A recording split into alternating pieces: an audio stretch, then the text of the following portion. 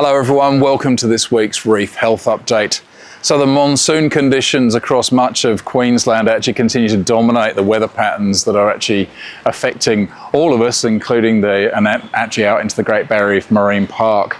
Many of the communities up and down the coast have actually seen record levels of rainfall for February, resulting in very elevated river levels and actually flood plumes that in several cases are moving out into the marine park. We're working closely with some of our scientific colleagues to understand the potential consequences of those flood plumes, and we'll be looking at that over the coming weeks. Temperatures have actually been reduced across much of the marine park, largely as a result of the monsoonal activity, lots of cloud cover and reduction in temperatures from rainfall, and that's most welcome because we'd seen elevated temperatures through much of the early part of summer.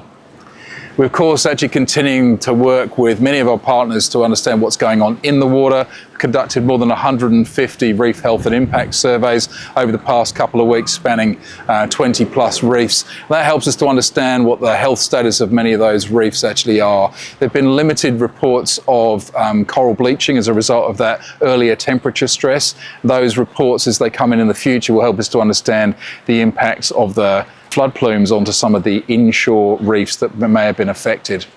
We'll also have the marine monitoring program giving us insights into what it means for those coral communities.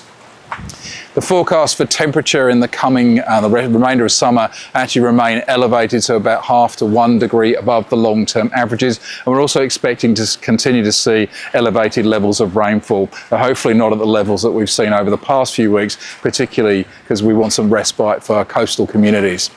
So overall, we continue to work with our partners to understand what's going on in the water. You can actually help us by downloading the Eye on the Reef app. That allows you to understand the rules of what goes on and what you're allowed to do in the marine park, and also to understand what you're seeing when you're out there and potentially provide information back to us about any concerns that you have whilst you're out there enjoying this amazing, magical place.